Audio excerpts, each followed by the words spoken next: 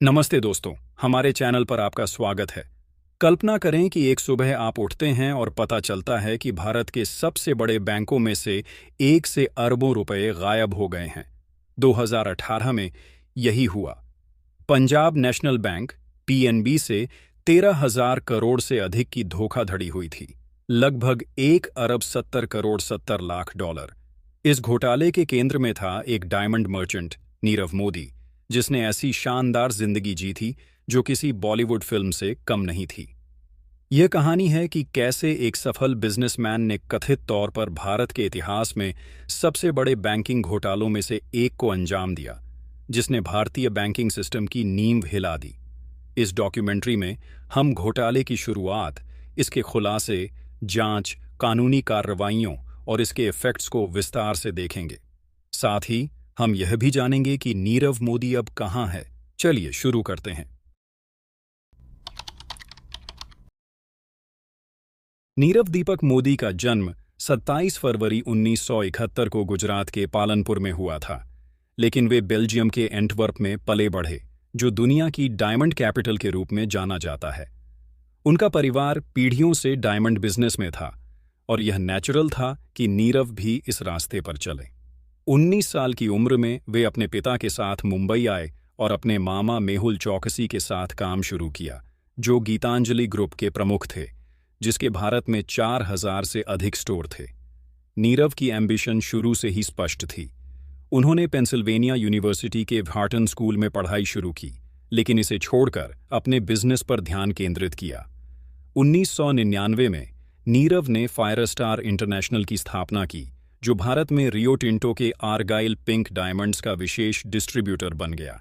2002 तक उनकी कंपनी ने अनुबंध के आधार पर ज्वेलरी मैन्युफैक्चरिंग शुरू कर दिया था और उनका बिजनेस तेजी से बढ़ा। 2005 में नीरव ने अमेरिका में फ्रेडरिक गोल्डमैन को एक्वायर्ड किया। इसके बाद 2007 में सैंडबर्ग एंड सिकोरस्की और ए जाफे को। 2010 तक उन्होंने दिल्ली के डिफेंस कॉलोनी में अपना पहला फ्लैगशिप स्टोर खोला। इसके बाद मुंबई के काला घोड़ा में और फिर न्यूयॉर्क सिटी, हांगकांग और मकाऊ सहित दुनिया भर में 17 स्टोर खोले। उनके डिजाइन केवल शानदार नहीं थे, वे रिवोल्यूशनरी थे। 2010 में उन्होंने गोलकोंडा लोटस नेकलेस बनाया, जिसमें 12 कैरेट का नाशपाती के आकार का हीरा था, जो क्रिस्टीज में $3.6 मिलियन में बिका। 2 साल बाद उनका रिवियर ऑफ परफेक्शन 36 इनोसेंट सफेद हीरों वाला 88.88 कैरेट का नेकलेस सोथबीच हांगकांग में भारी कीमत पर बिका। 2013 तक नीरव मोदी फोर्ब्स की भारत के अरबपतियों की सूची में 57 नंबर पर थे, जिनकी कुल संपत्ति $1.73 बिलियन थी। वे हॉलीवुड इवेंट्स में शामिल होते थे, मशहूर हस्तियों के साथ उठते बैठते थे और उनकी ब्रांड एम्बेसडर थीं बॉलीवुड स्टार प्रियंका चोपड़ा। लेकिन इस चमक दमक के पीछे एक भयावह योजना तैयार हो रही थी। नीरव मोदी घोटाला भारत के इतिहास में सबसे बड़े बैंकिंग घोटालों में से एक 2014 में मुंबई में पंजाब नेशनल बैंक की ब्रैडी हाउस ब्रांच में शुरू हुआ। इस घोटाले का आधार था लेटर्स ऑफ अंडरटेकिंग LOUs का मिसयूज, एक प्रकार की बैंक गारंटी जो कस्टमर्स को विदेशी बैंकों से लोन प्राप्त करने की परमिशन देती है। नीरव मोदी की कंपनियों जैसे Diamond R US, Solar Exports और स्टेलर डायमंड्स ने PNB से रफ डायमंड्स आयात करने के लिए LOUs की मांग की। सामान्य रूप से LOUs जारी करने के लिए 100% कैश मार्जिन की आवश्यकता होती है, लेकिन 2 PNB कर्मचारी, सेवानिवृत्त डिप्टी मैनेजर गोकुलनाथ शेट्टी और एक अन्य कर्मचारी ने कथित तौर पर नीरव मोदी के साथ मिली भगत करके बिना किसी मार्जिन या अप्रोप्रिएट अथॉरिटी के ये LOUs जारी किए। महत्वपूर्ण बात यह थी कि ये फर्जी LOUs PNB के कोर बैंकिंग सिस्टम में दर्ज नहीं किए गए। इसके बजाय इन्हें सीधे स्विफ्ट सिस्टम में दर्ज किया गया, जो इंटरनेशनल फाइनेंशियल लेन देन के लिए उपयोग होने वाला एक ग्लोबल मैसेजिंग नेटवर्क है। इससे ये लेन देन PNB के रेगुलर ऑडिट से छिपे रहे। As a result, Nirav Modi की कंपनियों ने यूनियन बैंक ऑफ इंडिया और एक्सिस बैंक की विदेशी ब्रांचेस जैसे बैंकों से बिना गारंटी के लोन प्राप्त किए। इन फंड्स का उपयोग हीरे खरीदने के लिए किया गया, जिन्हें या तो बेच दिया गया या और अधिक लोन के लिए गारंटी के रूप में इस्तेमाल किया गया, जिससे एक कर्ज का चक्र बना जो पीएनबी के लिए 13,000 करोड़ रुपए से अधिक के नुकसान में बदल गया। यह धोखाधड़ी 2014 से 2017 तक चली और यह तब तक पता थी जब तक जनवरी 2018 में ब्रैडी हाउस ब्रांच में एक नए एम्प्लॉई ने रिकॉर्ड में इनकंसिस्टेंसीज नहीं देखी। इंटरनल इन्वेस्टिगेशन से पता चला कि 2014 से फर्जी एलओयूज जारी किए जा रहे थे। एज अ रिजल्ट भारी नुकसान हुआ।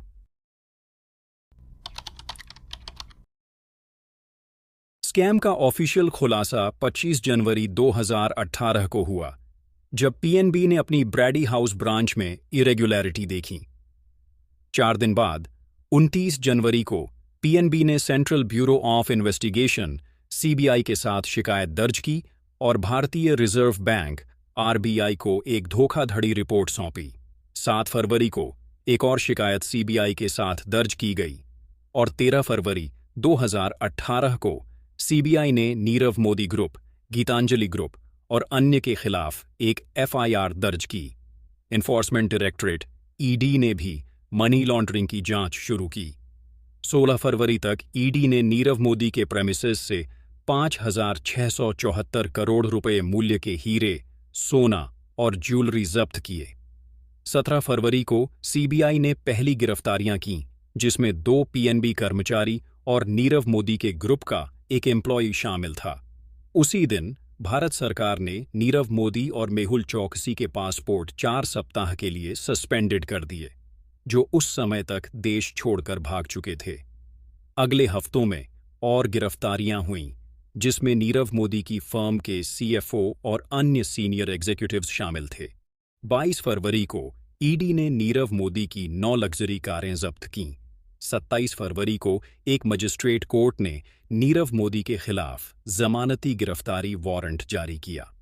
जांच ने एक जटिल धोखाधड़ी का जाल उजागर किया, जिसमें कई बैंक और ज्यूरिसडिक्शन शामिल थे।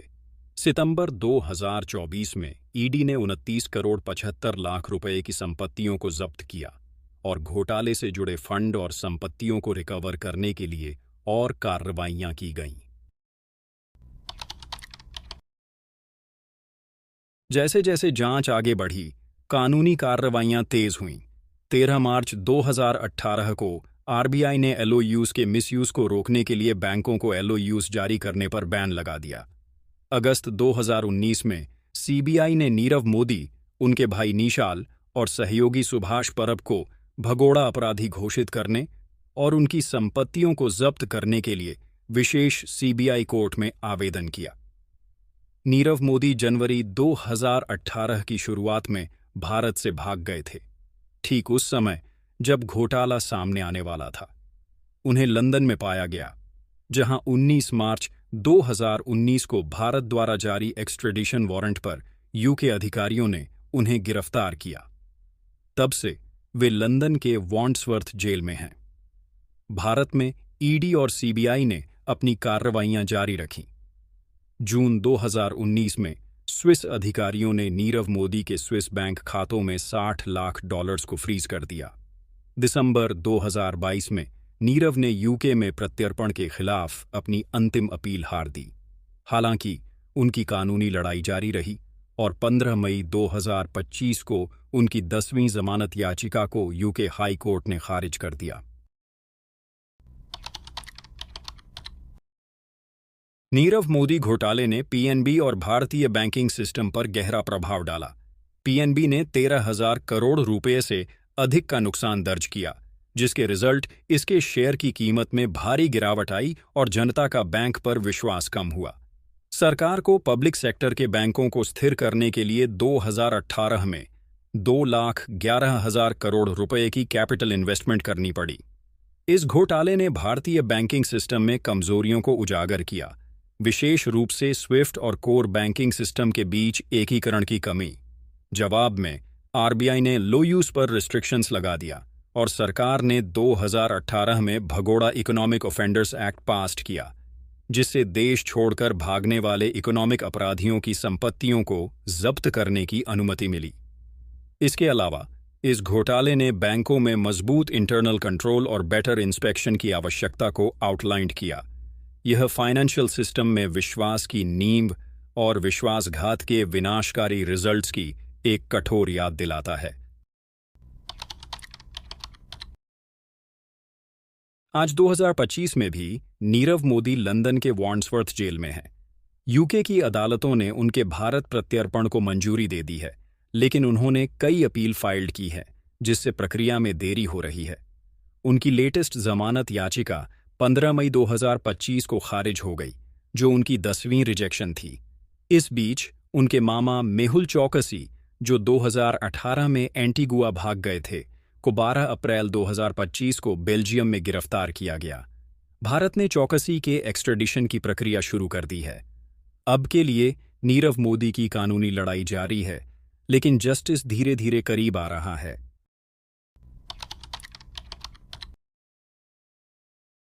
नीरव मोदी घोटाला केवल लालच और धोखे की कहानी नहीं है। ये फाइनेंशियल सिस्टम्स की नाजुकता और सतर्कता के महत्व के बारे में एक चेतावनी है। इसने दिखाया कि कैसे कुछ व्यक्ति करप्ट लोगों की मदद से खामियों का फायदा उठाकर अरबों रुपये की चोरी कर सकते हैं। लेकिन इसने भारत के संस्थानों की रेजिलियंस भी उजागर किया।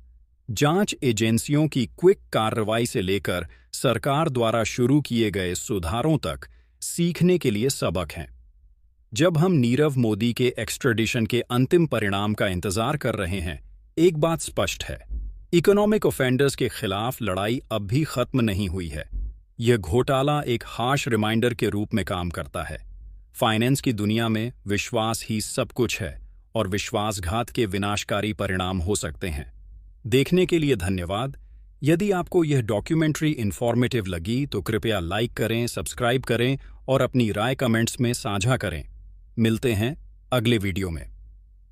नमस्ते।